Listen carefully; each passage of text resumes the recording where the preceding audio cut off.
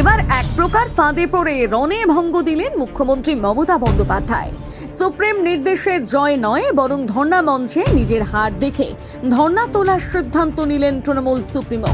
আর এই কথাগুলো আমরা বলছি না, এগুলো প্রকাশ পাচ্ছে পশ্চিমবঙ্গের মুখ্যমন্ত্রীর কাজে।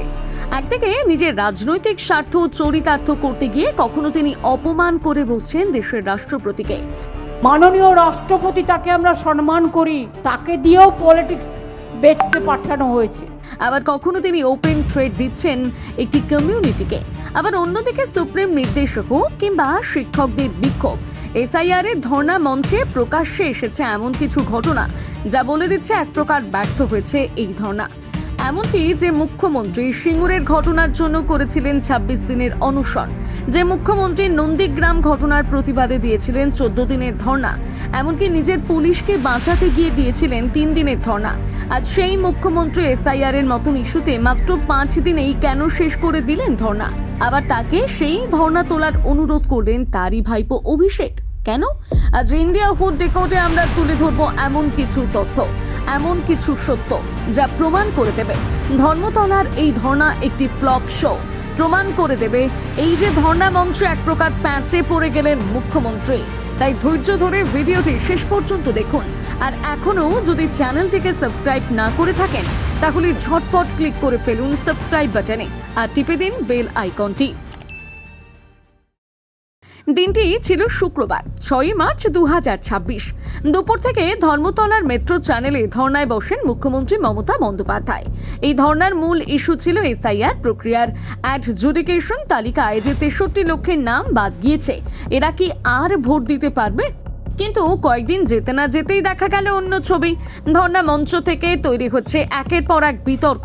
মানুষের অধিকার নিয়ে শুরু হওয়া ধর্ণা পাল্টে যাচ্ছে রাজনীতিতে।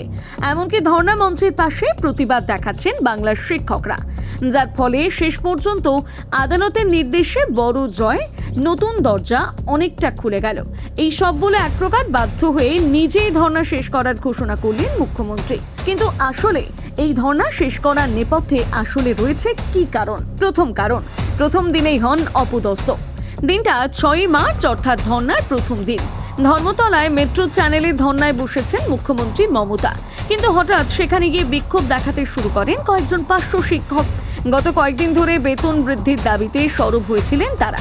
এবারে সেই প্রতিবাদের জন্য তারা বেছে নিলেন মমতার ধর্ণা মঞ্চকে, যেখানে প্লাকার্ড হাতে বেতন বৃদ্ধির দাবিতে স্লোগান দিতে থাকেন। পাশাপাশি পুলিশ এসে তাদের আটক করে সরিয়ে নিয়ে যায়। মঞ্চে বসে মমতা বলেন, শান্ত হয়ে থাকতে পারলে থাকবেন, রাজনীতি করবেন না, বিজেপির কথা এসব করবেন না, এই জায়গা খোলামেলা বলে ভাববেন না, যা কিছু করা যাবে। জায়গাটা খোলামেলা আছে বলে এটা ভাববেন না যে যা ইচ্ছা করা যাবে। প্রধানমন্ত্রী মোদী স্বরাষ্ট্রমন্ত্রী শাহকে দেখান, ভ্যানিশ কুমারকে দেখান, নরেন্দ্র মোদী অমিত শাহকে দেখান, আর ভ্যানিশ কুমারকে দেখান। আর এই ঘটনার ভিডিও সোশ্যাল মিডিয়ায় দ্রুত ভাইরাল হয়ে যায়। রাজনৈতিকভাবে এই ঘটনাটি তৃণমূলের জন্য অস্বস্তিকর হয়ে ওঠে। এই নিয়ে বিরোধীরা বলতে শুরু করে যে মঞ্চ থেকে সরকার অন্যায়ের বিরুদ্ধে আন্দোলনের দাবি করছে, সেই মঞ্চের সামনেই সরকারের বিরুদ্ধে প্রতিবাদ হচ্ছে। এবারে আসবো দ্বিতীয় কারণে, আর সেটা হলো রাষ্ট্রপতিকে অপমান। এরপর দিনটা ছিল ৭ই মার্চ অর্থাৎ ধর্ণার দ্বিতীয় দিন। পশ্চিমবঙ্গ সফরে আসেন ভারতের রাষ্ট্রপতি দ্রৌপদী মুর্মু। তার শিলিগুড়িতে আদিবাসী সম্প্রদায়ের একটি অনুষ্ঠানে যোগ দেওয়ার কথা ছিল, কিন্তু নিরাপত্তার কারণে তার স্থান বদল হয়, আর সেখান থেকেই হয় বিতর্কের সূত্রপাত। কারণ এই স্থান পরিবর্তন নিয়ে রাষ্ট্রপতি অসন্তোষ প্রকাশ করেন। পরে তিনি নিজেই চলে যান সেখানে যেখানে অনুষ্ঠান হওয়ার কথা ছিল। সেখান থেকে মুখ্যমন্ত্রী এবং রাজ্য প্রশাসনের বিরুদ্ধে তোপ দেগে মুর্মু বলেন, সাধারণত রাষ্ট্রপতি এলে মুখ্যমন্ত্রীরও আসা উচিত, মন্ত্রীর থাকা উচিত। মমতা আমার ছোট বোনের মতো, জানি না হয়তো কোনো কারণে আমার উপর রাগ করেছেন। ममता दीदी मेरे बहन भी है, छोटे बहन है, पता नहीं मुझे कोई गुस्सा किए होंगे।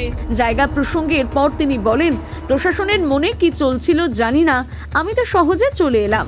ওরা বলেছিল পর্যাপ্ত জায়গা নেই, এখানে এত বড় জায়গা আছে, তাও কেন হলো না জানি না, এখানে হলে আরো অনেক মানুষ আসতে পারতেন। मैंने देखा यहाँ होना था तो अच्छा रहता, क्योंकि इतने बड़ा फील्ड है, पता नहीं प्रशासन का क्या हुआ। এরপর ধর্মতলার ধর্ণা মঞ্চ থেকে এর জবাব দেন মমতা। বলেন রাষ্ট্রপতি বিজেপির নীতির ফাঁদে পড়েছেন। রাষ্ট্রপতির উদ্দেশ্যে মমতা বলেন, বিজেপির পরামর্শে বিধানসভা ভোটের সময় রাজনীতি করবেন না। এসআইআর নিয়ে একটাও কথা বললেন না তো। কত আদিবাসীর নাম ভোটার তালিকা থেকে বাদ দেওয়া হয়েছে সেই খবর রেখেছেন? খোঁজ নিয়ে নিন। আমরা আদিবাসীদের জন্য কি করেছি, অন্য রাজ্য কি করেছে। আপনি বলেন কি করে যে আদিবাসীদের জন্য এখানে কোনো কাজ হয়নি? আর মুখ্যমন্ত্রীর এই মন্তব্যকে কেন্দ্র করে বিরোধীরা অভিযোগ তোলে যে ভারতের রাষ্ট্রপতি পদকে অসম্মান করা হয়েছে। এই ঘটনাকে কেন্দ্র করে রাজনৈতিক বিতর্ক শুরু হয় জাতীয় স্তরেও। প্রশ্ন ওঠে যে আন্দোলনকে গণতন্ত্র রক্ষার আন্দোলন বলা হচ্ছে, সেই আন্দোলনের মঞ্চ থেকে দেশের সাংবিধানিক পদ নিয়ে মন্তব্য কেন? এই ঘটনাটা ধর্ণা মঞ্চের প্রথম বড় বিতর্ক হয়ে ওঠে। অনেকে এই ঘটনাকে ভালোভাবে নেন না। আদিবাসীরা এই ঘটনায় রেগে যান। আর এখানেই ফাঁস হয় মমতা বন্দ্যোপাধ্যায়ের আর এক দুমুখো রাজনীতির পরিচয়। একদিকে তিনি বলেন ভিন রাজ্যে বাঙালিদের হেনস্থার কথা, আর অন্যদিকে তিনি নিজের রাজ্যে একজন বাঙালি রাষ্ট্রপতিকে হেনস্থা এবং অপমান করলেন।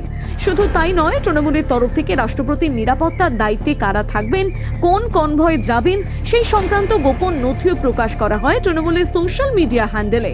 জানিয়ে শুরু হয় বিতর্ক। তৃতীয় কারণ, হিন্দুদের ওপেন থ্রেট। এরপর দিনটা ছিল 9ই মার্চ, অর্থাৎ ধর্নার চতুর্থ দিন। ধর্না মঞ্চে দাঁড়িয়ে মুখ্যমন্ত্রী মমতা বন্দ্যোপাধ্যায় বলেন, আমরা আছি বলে আপনারা সবাই ভালো আছেন। যদি আমরা না থাকি, যদি তেমন দিন আসে, তাহলে 1 সেকেন্ড লাগবে। একটা কমিউনিটি যখন জোট বাঁধে না, ঘিরে ফেললে 1 সেকেন্ডে দেবে একদম 12টা বাজিয়ে। যদি নিজেদের 13টা বাজাতে না চান, তাহলে বিজেপির অপ্রচারে কোনোদিন ভুল বুঝবেন না। মমতার এই মন্তব্যের কড়া প্রতিক্রিয়া দেন রাজ্যের বিরোধী দলনেতা শুভেন্দু অধিকারী। তিনি বলেন, এবার মুসলিমরা আর মমতা বন্দ্যোপাধ্যায়ের পাশে নেই, তারা রয়েছে হুমায়ুন কবিরের পাশে। তিনি আরও বলেন, হিন্দুরাও এবার জোট বাঁধতে শুরু করেছে। ফলে ধর্নার মূল ইস্যু থেকে আলোচনায় সরে গিয়ে সেই যে ধর্মীয় বিষয় গিয়ে আটকে গেলেন মুখ্যমন্ত্রী। অর্থাৎ কখনো দুধেল গাই, আবার কখনো হিংস্র কমিউনিটি মন্তব্য লোকেদের কাছে মমতা বন্দ্যোপাধ্যায়ের আসল পর্দা ফাঁস করে দিয়েছে। এবার আমরা বলবো চতুর্থ কারণ, আর সেটা হলো সুপ্রিম কোর্টে রাজ্যের অপদস্থ হওয়া। 10ই মার্চ সুপ্রিম কোর্টে এসআইআর মামলার শুনানিতে একদিকে তৃণমূলের আইনজীবী মেনকা গুরুস্বামীকে চূড়ান্ত তিরস্কার করেন প্রধান বিচারপতি সূর্যকান্ত, আর অন্যদিকে পরিষ্কার করে দেন এসআইআর প্রক্রিয়ার উদ্দেশ্য, যা প্রথম থেকে বারংবার বলে আসছে নির্বাচন কমিশন। প্রধান বিচারপতি বলেন, যারা বৈধ ভোটার তারা অবশ্যই তালিকায় থাকবেন, যারা অবৈধ তাদের নাম বাদ যাবে। আর ভোটের একদিন আগেও যদি কোনো বৈধ ভোটারের নাম তালিকায় না থাকে, তাহলে সেটিকে স্পেশাল কেস হিসেবে ধরা হবে। কিন্তু এখানেই উঠতে থাকে একাধিক প্রশ্ন। এখানে তৃণমূলের জয় কোথা থেকে হলো? এছাড়া কোর্টের নির্দেশ সবসময় মেনে এসেছে নির্বাচন কমিশন, সেটা আধার কার্ডকে মান্যতা দেওয়া হোক কিংবা এসআইআর প্রক্রিয়ার বিচার আধিকারিকদের অন্তর্ভুক্তি হোক। কিন্তু তৃণমূল কি কোর্টের কথা আদৌ শুনছে? তারা কোর্টের নির্দেশকেই বারংবার চ্যালেঞ্জ জানাচ্ছেন। এমনকি বিরোধীরা প্রশ্ন তোলে, যদি বিষয়টি আদালতের নিষ্পত্তির পথে থাকে, তাহলে ধর্নার রাজনৈতিক প্রয়োজনীয়তা কোথায়? এইভাবে সাধারণ মানুষকে হয়রানি করিয়ে কি লাভ? পঞ্চম কারণ, ধর্না শেষে মুখ্যমন্ত্রীর আক্ষেপ। 10ই মার্চ ধর্না শেষ করার সময় মুখ্যমন্ত্রী একটি গুরুত্বপূর্ণ অভিযোগ করেন। তিনি বলেন, কিছু মানুষকে টাকা দিয়ে কিনে নেওয়ার চেষ্টা চলছে। এই বক্তব্য রাজনৈতিকভাবে বড় দাবি হলেও বিরোধীরা পাল্টা প্রশ্ন তোলে, কারা টাকা দিচ্ছে, কোনো প্রমাণ আছে? আবার অনেকের দাবি, আসলে সবাই তৃণমূলের অরাজকতা ছেড়ে দল ছাড়ছে, আর সেই ব্যর্থতা ঢাকতে মুখ্যমন্ত্রী টাকা দিয়ে কেনার অভিযোগ তুলছেন, এমনটা নয় তো? আবার অনেকেই দাবি করেছেন, এবারের ধর্নায় মানুষের উপস্থিতির হার ছিল অনেক কম। এছাড়া ধর্নার ফলে মানুষের স্বাভাবিক জীবনযাত্রা প্রচন্ডভাবে প্রভাবিত হচ্ছিল। ফলত বেগতিক বুঝে তাড়াতাড়ি করে এই ধর্না তুলে নেন মুখ্যমন্ত্রী। অর্থাৎ একদিকে মুখ্যমন্ত্রী বলেছেন, দরজা কিছুটা খুলেছে, তাই আপাতত কর্মসূচি শেষ করা হচ্ছে। আর অন্যদিকে বিরোধীরা বলছে, আসলে রাজনৈতিকভাবে লাভ হচ্ছিল না। ধর্না মঞ্চে একের পর এক বিতর্ক তৈরি হচ্ছিল, প্রতিবাদ হচ্ছিল এবং জনসমর্থনের প্রশ্ন উঠছিল। ফলে সেই পরিস্থিতি থেকে বেরিয়ে আসতেই ধর্না শেষ করা হয়েছে। কিন্তু আপনাদের কি মনে হয়, এই ধর্না হঠাৎ করেই কেন শেষ করা হলো? এবারের ভোটে এই ধর্না কি কোনো প্রভাব ফেলতে পারবে? জানাতে ভুলবেন না আপনার মতামত কমেন্ট করে।